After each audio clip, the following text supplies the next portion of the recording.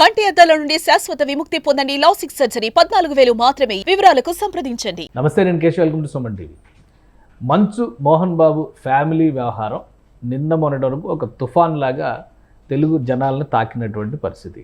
అయితే అల్లు అర్జున్ అరెస్ట్ తర్వాత ఇప్పుడు మోహన్ బాబుని ఎందుకు అరెస్ట్ చేయలేదనే చర్చ కూడా సోషల్ మీడియాలో తీవ్రంగా వైరల్ అవుతుంది. నిజానికి మోహన్ బాబు కేసుకి అల్లు అర్జున్ కేసుకి ఉన్నటువంటి పోలికలేంటి? మోహన్ బాబు విషయంలో తెలంగాణ పోలీసులు ఎలాంటి వ్యూహంతో ముందుకు వెళ్ళబోతున్నారు? ఈ అంశాన్ని డిస్కస్ చేసే ప్రయత్నం చేద్దాం. మనతో పాటు అనలిస్ట్ సుబ్రహ్మణ్యం గారు. నమస్కారం. నమస్కారం సార్. ఈ రెండు కేసుల్ని పోల్చి చూస్తున్నారు. ఒకరికొక న్యాయమా, ఇంకొకరికి ఇంకొక న్యాయమా అనేటువంటి చర్చ జరుగుతున్నటువంటి తరుణంలో అల్లు అర్జున్ని సులువుగా ఇంటికి వెళ్ళి ఒక ఆల్మోస్ట్ 6 hours 6 గంటల ప్రక్రియలో కోర్టు ముందర నిలబెట్టి జైలు బాట పట్టించారు. అవును. మోహన్ బాబు విషయంలో అటెంప్టివ్ మర్డర్ కేసు ఫైల్ అయింది. ఆయన హాస్పిటల్లో ట్రీట్మెంట్ అని చెప్పని 2 రోజులు అక్కడే ఉన్నారు. అవును. పోలీసులు ఇంకా యాక్షన్ తీసుకోలేదు. ఇప్పుడు అక్కడ తీసుకున్న చర్య ఇక్కడ ఎందుకు తీసుకోలేదు అనేటువంటి చర్చ వస్తుంది. అసలు మోహన్ బాబు ఎక్కడ ఉన్నారు? అజ్ఞాతం అనే చర్చ ఒకటి నడుస్తుంది. స్టేటస్ ఏంటి సార్? ఇప్పుడు గవర్నమెంట్ ఆయనకు ఒక రకంగా ట్రీట్ చేయడం, ఈయనకు ఒక రకంగా ట్రీట్ చేయడం అయితే నాకు కనపడట్లేదు సార్. రీజన్ ఏంటంటే ఇప్పుడు అల్లు అర్జున్ గారు ఇంటికి వెళ్ళినప్పుడు ఆయన ఉన్నారు కాబట్టి అరెస్ట్ చేసి తీసుకొచ్చినారు.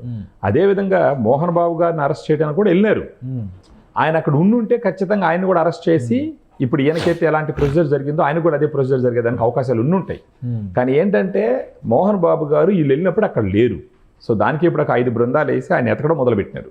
వాళ్ళంటే ఆల్రెడీ బెయిల్కి అప్లై చేసుకోవడము, దాన్ని కోర్టు తిరస్కరించడం, ఇవన్నీ చూసిన తర్వాత అందులో ఈ శుక్రశని ఆదివారాలు రావడము, ఇవన్నీ కన్సిడర్ చేసుకుని బహుశా వాళ్ళ మోహన్ బాబు గారు కూడా ముందస్తు బెయిల్ అప్లై చేశారు.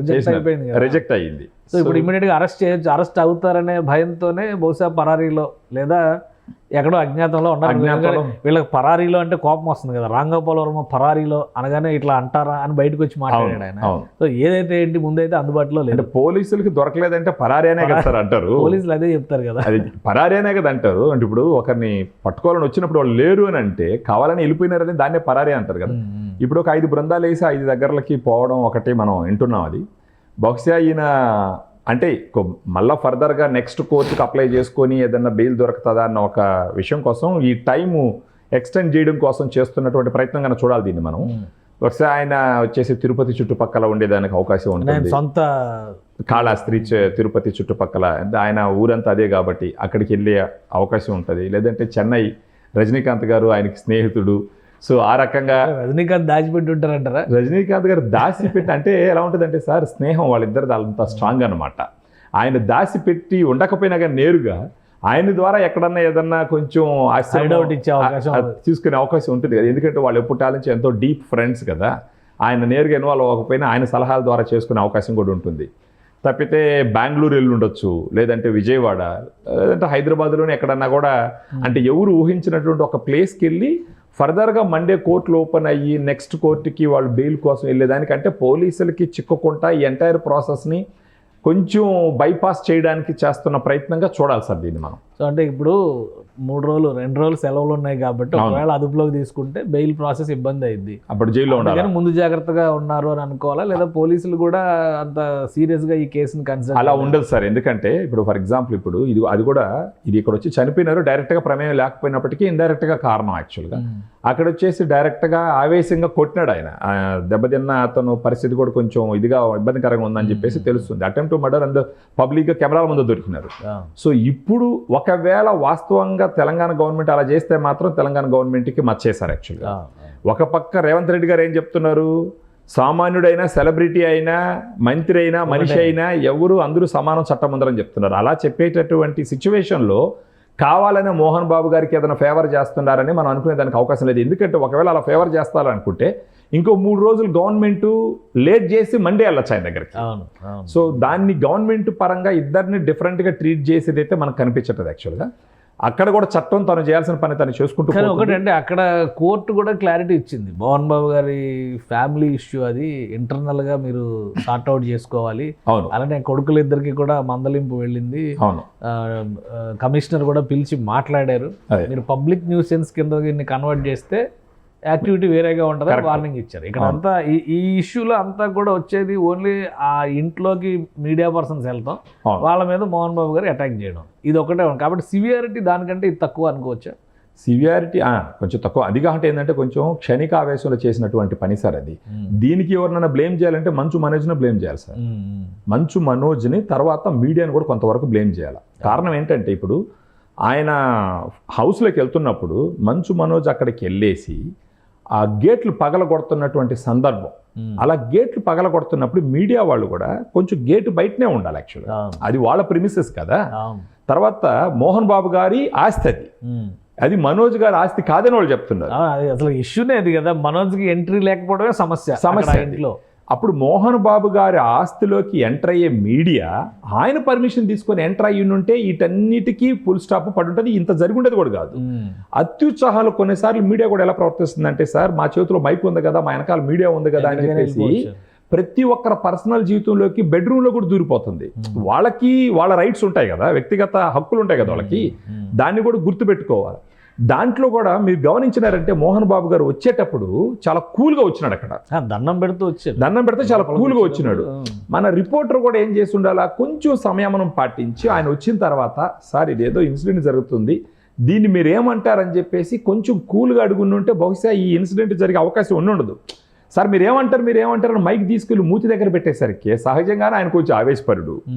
అందులో ఫ్యామిలీలో ఇవన్నీ జరుగుతున్నాయని ఫుల్ డిప్రెస్డ్గా ఉన్నాడు, డిస్ట్రెస్గా ఉన్నాడు. కొడుకు ఈ విధంగా కుటుంబాన్ని ఈదికిడుస్తున్నాడు అని చెప్పేసి బాధలో ఉన్నాడు. ఆయన ఒక ఆడియో కూడా రిలీజ్ చేయడం జరిగింది. అది రిలీజ్ చేసింది కూడా జర్నలిస్టు సోదరుల కోసమే ఆయన రిలీజ్ చేసినాడు, నిజం చూడండి అని చెప్పేసి. అందులో ఒక సీనియర్ సిటిజన్, కొంచెం వయసు రీత్యా కొన్ని ఉంటాయి సమాజంలో ఒక గొప్ప ప్లేస్లో ఉన్నటువంటి వ్యక్తి, ఆయన ఈ విధంగా కుటుంబం రోడ్డును పడుతుందని అంటే కొంచెం ఆయన ఆగ్రహ ఆవేశాలు ఉంటాయి. ఇది అంతా కూడా మీడియా వాళ్ళు గమనించి కొంచెం అక్కడ ఒక పాలిష్డ్గా బిహేవ్ చేసి ఉంటే ఈ ఇన్సిడెంట్ జరిగే అవకాశం లేదు. దాంట్లో కూడా మోహన్ బాబు గారు చేసింది కూడా తప్పే. ఒకవేళ వాళ్ళ మందలించాలంటే ఆయన చట్టాన్ని చేతిలో తీసుకోకుండా మామూలుగా మందలించి ఉండవచ్చు. ఏంటి ఆయన దగ్గర తీసుకొచ్చి పెడుతున్నావు, ఏంటి ముందర బయట దాటండి, మీరు గేట్ బయట పోండి, తర్వాత అక్కడ మాట్లాడదాం, నా ప్లేస్లోకి నా పర్మిషన్ లేకుంటే ఎలా వస్తారు అనేసి కొంచెం మెచ్యూర్డ్గా హ్యాండిల్ చేసి ఉండొచ్చు. బహుశా ఆయనకున్న మానసిక స్థితి ఆ సమయంలో కుటుంబ డిస్టర్బెన్సెస్ వల్ల, ఏజ్ రీత్యా కావచ్చు, ఆ సెలబ్రిటీ ఫీలింగ్ కావచ్చు, ఇవన్నిట్లో ఆవేశంగా తీసుకొని కొట్టడం అన్నది తప్పు. అది విష్ణు కూడా బయట వచ్చి ఏం చెప్పినాడు, ఇది మా నాన్న కావాలని చేయలేదు, క్షణిక ఆవేశంలో చేసినాడు, క్షమించండి అని అడిగినాడు.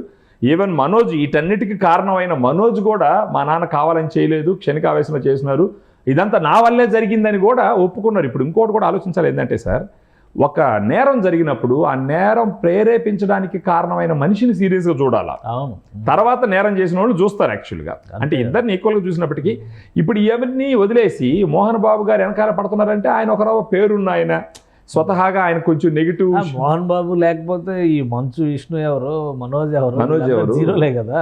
సో ఆయనకున్న లెగసీని వీళ్ళు కంటిన్యూ చేయాలి. వీళ్ళు రోడ్డు మీద పెట్టారు. మొత్తం ఎపిసోడ్లో సార్ ఇప్పుడు నన్ను ఒక రకంగా చూడాలంటే మీడియా కూడా బలిపసి అయింది యాక్చువల్గా. ఇప్పుడు వాళ్ళ కుటుంబ వ్యవహారంలోకి మనోజు కావాలనే మీడియాని లాక్కుపోయినాడు. బ్లాక్మెయిలింగ్, ఒక రకంగా బ్లాక్మెయిలింగ్. అంటే వీళ్ళందరినీ తీసుకెళ్లి కుటుంబాన్ని రోడ్డును పడేస్తే అతనికి అనుకున్న పని లేదా అవతాయి అనుకున్నారు. కానీ మన మీడియా వాళ్ళు ఏం చేసినారంటే ఇతని ఇంటెన్షన్ ఏంటి అనేది గ్రహించుకుంటా, అతని ఇంటెన్షన్ గ్రహించుండొచ్చు అతని ఇంటెన్షన్ ఇదైనా కానీ దాంతో సంబంధం లేదు, మనకు సెన్సేషనలైజేషన్ కావాలన్నమాట, మనకు ఫుటేజ్ కావాలా. అదే సార్ కొంచెం మీడియా కూడా ఏంటంటే రోజులు గడుస్తున్న కొద్దీ మనకి ఎంతసేపు ఒక ఎగ్జైటింగ్ ఫుటేజ్ కావాలన్న ఉద్దేశంతో కాకుండా నిజాలు బయట తీసుకొచ్చే ఆలోచనతో పోతే ఈరోజు ఇన్సిడెంట్ జరిగి ఉండదు సార్. ఇప్పుడు ఆ దెబ్బతిన్న అతను కూడా నాకు తెలిసి కావాలని చేసి ఉండడు, ఆ ఆవేశంలో పోవడంలో పోయేసి మైక్ తీసుకెళ్ళి ఆయన దగ్గర పెట్టేసాడు. అతను కూడా కొంచెం కంట్రోల్గా పోయి ఉండొచ్చు. అక్కడ ఒక ఘర్షణ వాతావరణం ఉంది కాబట్టి దాన్ని ఎత్తుకొని పోయి మీరేమంటారు అని పెట్టేసరికి అక్కడ దాకా కూల్గా వచ్చినటువంటి మనిషి కూడా అతను ఆగ్రహ ఆవేశాలకు లోనే ఇలా జరిగింది. ఇటుపక్క ఫస్ట్ వీళ్ళు చేసింది కూడా తప్పు సార్. ఇప్పుడు తలుపులు పగల కొడుతుంటే, డోర్లు పగల కొడుతుంటే మనోజ్ వీళ్ళు ఒకరు వెనకాల ఉండాల్సింది, మీ నాన్న తీసుకురండి, తీసుకొస్తే మేము ఇక్కడ మాట్లాడతాం అని చెప్పేసి దౌర్జన్యంగా ఇంట్లో. మీడియాలో ఆ యూనిట్ ఎక్కడ ఉంటుంది, నేను ఫస్ట్ వెళ్ళి లోపల దూరి నేను ఫస్ట్ వీడియో, ఇదే ఆ పోటీ కొంప. ఈ సమయంలో మీడియా కంపెనీలు కూడా కొన్ని కోడ్ ఆఫ్ కండక్ట్ క్రియేట్ చేయాలి సార్. ప్రతి మీడియా కంపెనీ ప్రతి ఒక్కరు ఆ యాజమాన్యం బాధ్యత తీసుకొని నైనా ఏదైనా చేసేటప్పుడు ఈ విధంగా చేయండి అని చెప్పేసి. ఇప్పుడు ఇన్సిడెంట్ జరిగిన తర్వాత గోల్ చేస్తున్నారు, మా వాళ్ళు కొట్టినారు. అసలు అలా కొట్టే సిచ్యువేషన్ రాకుండా కోడ్ ఆఫ్ కండక్ట్ మీరు ఎందుకు పెట్టకూడదు? అవును. మనం ట్రైనింగ్ ఇవ్వాలి కదా మన రిపోర్టర్స్కి. ఇచ్చిపోయింటే ఈరోజు ఇతను పాపం దెబ్బతిన్న అతనికి ఇలాంటి సిచ్యువేషన్ వచ్చి ఉండదు, ఆయన పరిస్థితి ఏమవుతుందో తెలియదు. అటుపక్క ఇప్పుడు మోహన్ బాబు గారు కూడా ఇబ్బందులో పడ్డారనమాట. సో ఏది ఏమైనా సరే అరెస్ట్ ఇప్పుడు 5 బృందాలు ఏర్పాటు చేశారంటే మోహన్ బాబు గారి అరెస్ట్ సాధ్యమయ్యే అవకాశం ఉంది. ఖచ్చితంగా సాధ్యమవుతుంది సార్. అంతే, ఆయన సరెండర్ అయినా కానీ నాకు తెలిసి ఇప్పుడు ఆయన కూడా ఏంటంటే శాశ్వతంగా వీళ్ళకి దూరంగా వెళ్ళిపోవాలనే ప్రయత్నం కాదు ఇది. మండే వరకు ఎస్కేప్, తర్వాత ఏదైనా నెక్స్ట్ లెవెల్ కోర్టుకి వెళ్ళి ఏదైనా బెయిల్ తెచ్చుకుందాం అనే ఉద్దేశంతో చేస్తున్నటువంటి ప్రయత్నం. కోర్టులో లొంగిపోయే అవకాశం కూడా ఉండదు. ఆ కోర్టులో ఇప్పుడు ఒకవేళ బెయిల్ రాలేదంటే కోర్టులో అంటే పోలీసుల చేతిలో దొరకకుండా కోర్టులో కూడా పోయి, అంటే ఇప్పుడు పోలీసు చేతులు దొరికినా ఆయన ఇబ్బంది పెట్టే సిచ్యువేషన్ ఏమి ఉండదు. ఇదేం ఒక ఇండివిజువల్ కక్షగట్టి చేస్తున్నటువంటి పని కాదు అది. సో ఏది ఏమైనప్పటికీ బహుశా ఆయన వయసు రీత్యా అయి ఉండొచ్చు. ఇప్పుడు నేను 3 రోజులు పోయి జైల్లో కూర్చుంటే నాకున్న బీపీ షుగర్ ఇవన్నీ ఇంకా మళ్ళీ ఇబ్బంది అవుతాయి. ఆరోగ్యం గురించి ఆలోచించి ఉండొచ్చు, లేదా ఇమేజ్ గురించి ఆలోచించి ఉండొచ్చు. సో వీటన్నిటికీ ఆలోచించి ఒక చిన్న ఎస్కేప్ అయితే మాత్రం చెప్పచ్చు దీన్ని. కానీ ఖచ్చితంగా రావాలా, రాక తప్పదు sir. Right. Thank you Subrahmanyam గారు.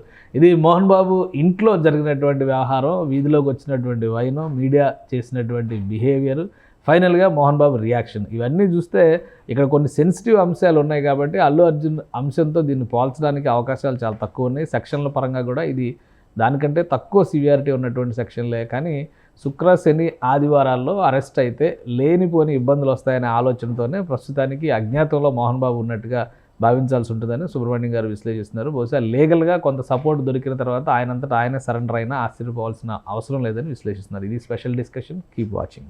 సుమన్ టీవీలో మీ పర్సనల్ అండ్ బిజినెస్ ప్రమోషన్స్ కోసం కింది నెంబర్కి కాంటాక్ట్ చేయండి.